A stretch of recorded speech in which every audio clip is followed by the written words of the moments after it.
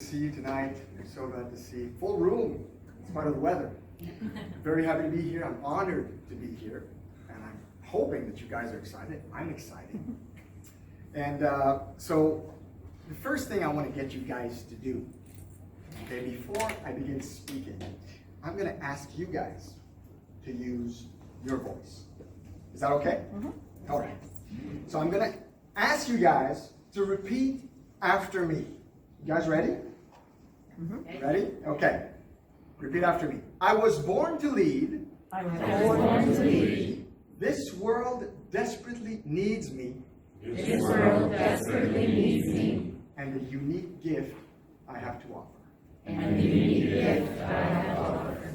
Excellent. Very well done. Well done. You guys speak great. Now, there's two things you need to know about what you just said. Number one, it's 100% absolutely true. And number two, unfortunately, most of you don't believe that. So don't panic. There's hope. There's hope. Don't panic just yet. I have 15 minutes to change your mind. And I'm hoping I'm going to crush it, okay? So I'm hoping that this talk I'm about to deliver tonight is actually going to deliver you.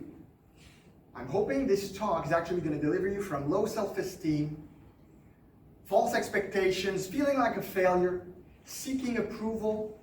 I'm hoping it's going to deliver you from, most of all, seeking followers to feel validated.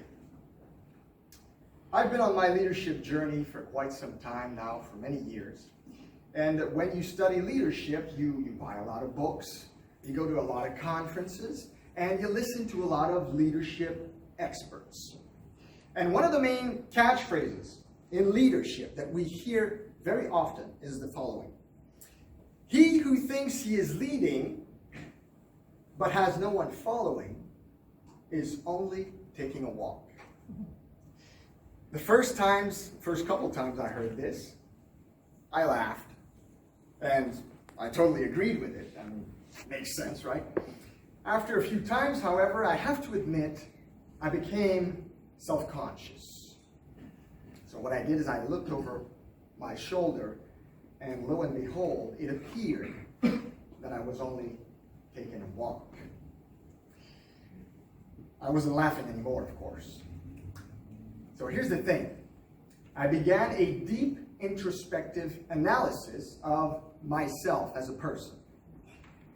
Is it possible that I completely deluded myself from thinking I was a leader? Did my reality check just bounce? Did I just pull the leadership equivalent of a bad America's Got Talent audition? You've seen these, right? I mean, America's Got Talent. People come on stage, well, not on stage, but in front of the judges. They're sure they're going to nail it. And then they start screeching for about 2 minutes until the judges can't take it anymore. And then they write them a nice reality check and they send them home to cash it, right? So I did what any smart man would do in my situation. I asked my wife. So I went to my wife and I said, kind of like, sheepishly, "Dear, am I a good leader for you and the kids?" And she said yes. And the good part is she said yes without hesitating, okay? So I passed the ultimate test, which is the wife test. But I still wasn't able to figure out my predicament. Now here's the truth. I wasn't a bad leader by any means. I was just missing some vital information about leadership to understand what leadership is and what it isn't, okay? So I needed to understand the spirit of leadership rather than the fruit of leadership. In our culture, we're taught that leadership is the distinct ability to lead people. That's it.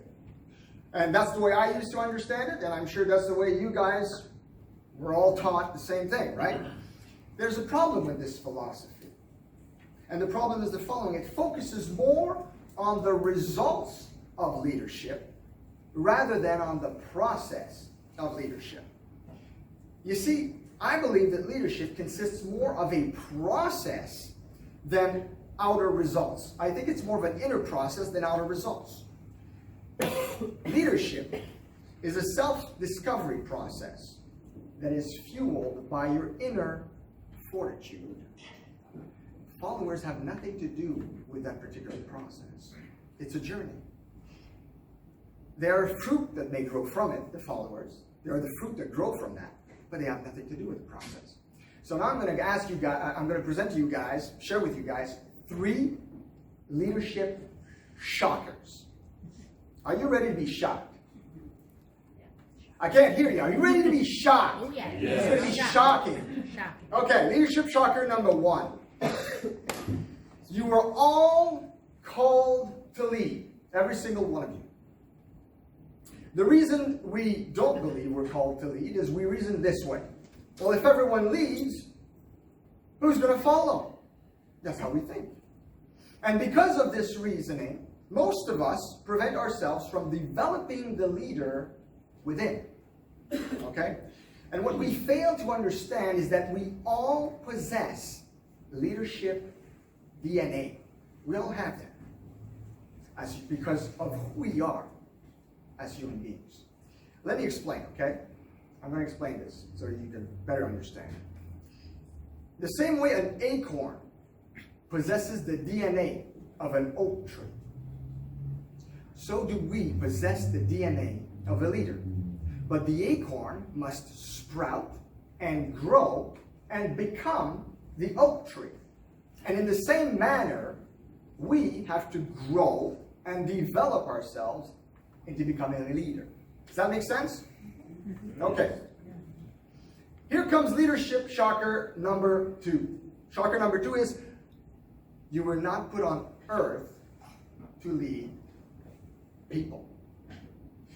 In our culture, developing leadership is understood to mean leading people, influencing people, and therefore, in doing so, gathering more followers in the process. Now you might say, Sebastian, come on. Leadership, that's what leaders do. They lead and they influence people. And I'm not going to deny that. Of course, some of you are called to lead and influence people. Some of you guys are really gifted in the areas of people skills, business management, corporate leadership, or social leadership. And that's fine. That applies to you guys. You're called to lead people. But this is not the case for most of you. The truth is, most of you were not put on earth to lead people.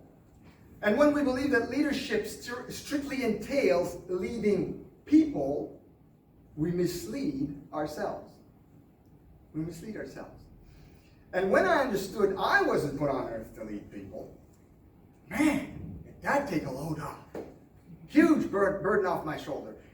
I shed all those unrealistic expectations I had about myself. Here's the thing. Not having followers doesn't mean you're not a leader. Leadership doesn't require 12,000, or 12 million followers. In fact, leadership often begins with 0 followers and a whole bunch of people calling you an idiot.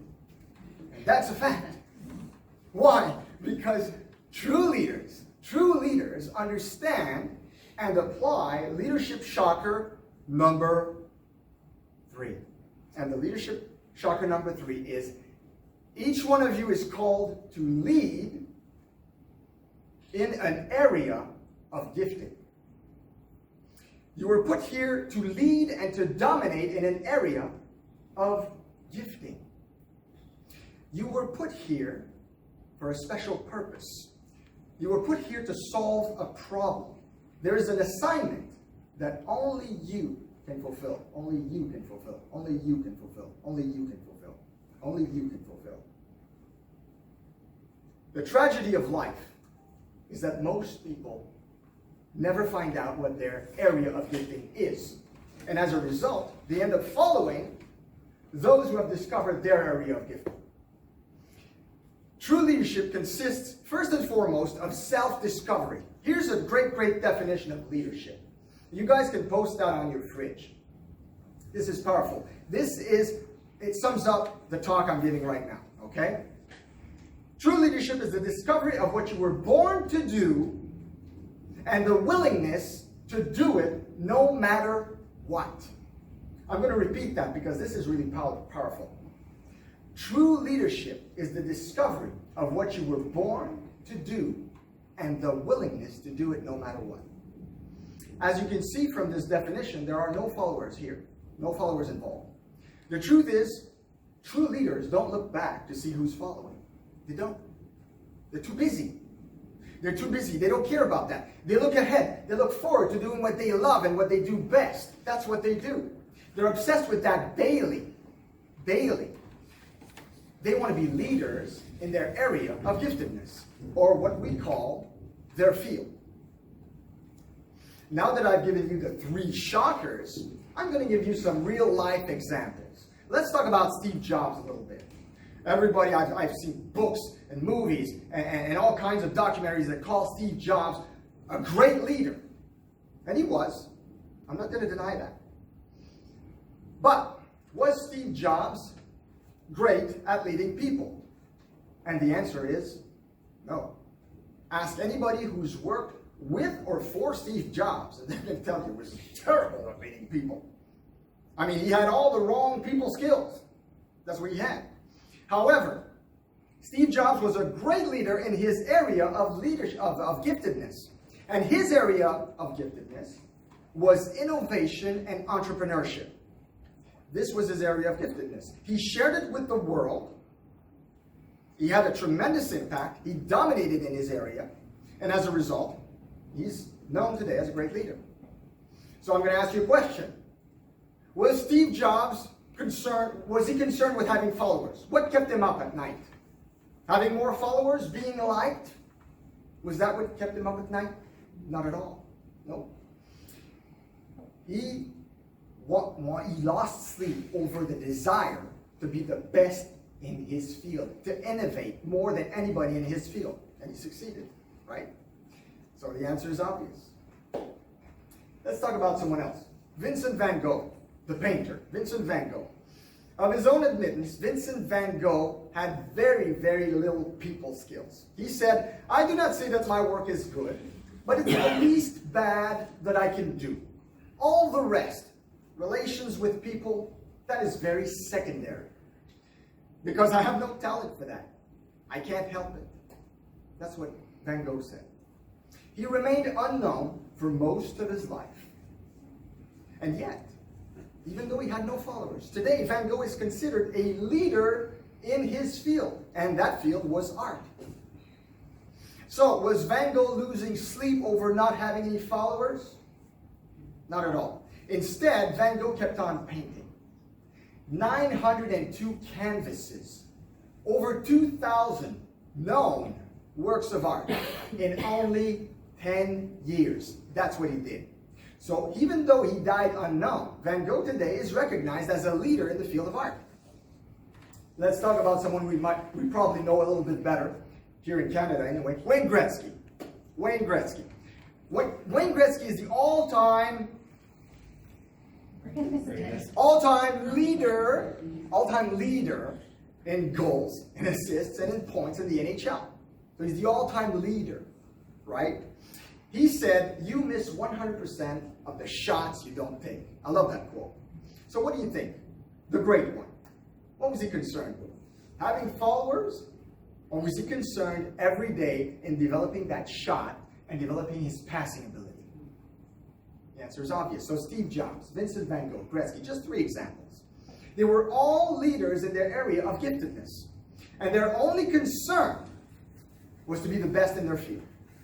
So let's review the 3 shockers. Number 1, as human beings, you're all called to lead.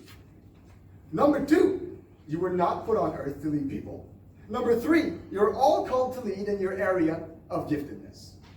Furthermore, those who've developed a spirit of leadership have these 3 distinct characteristics. Okay? Number 1, they have discovered their gift. Number 2, they're willing to do whatever it takes to share their gift with the world. And number 3, they don't care if anybody follows. one of the greatest and most misunderstood leadership principles goes against the grain. It's the following. Leadership means finding something that you're willing to do by yourself. This is so important for you guys to understand.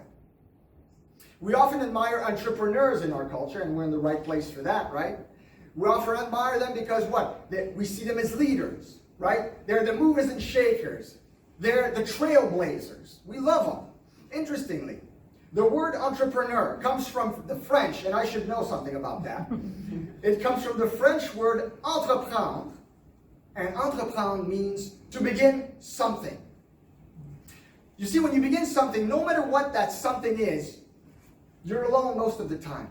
When you begin something, doing something that you believe in, you're often the only one who believes in it. And you have no followers to speak of in the beginning. But that doesn't mean you're not a leader. Think about everything you just heard here today.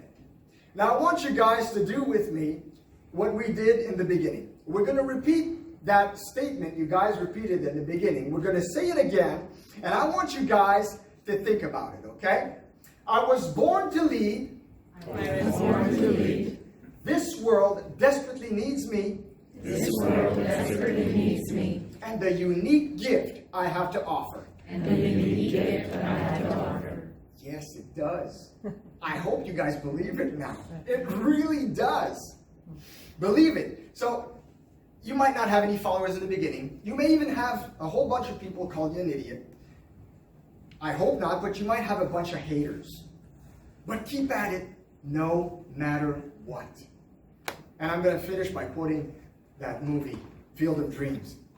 If you build it, they will come. Followers, they will come. But even if they don't, it doesn't matter. Because you don't need any followers to be a leader. Thank you very much.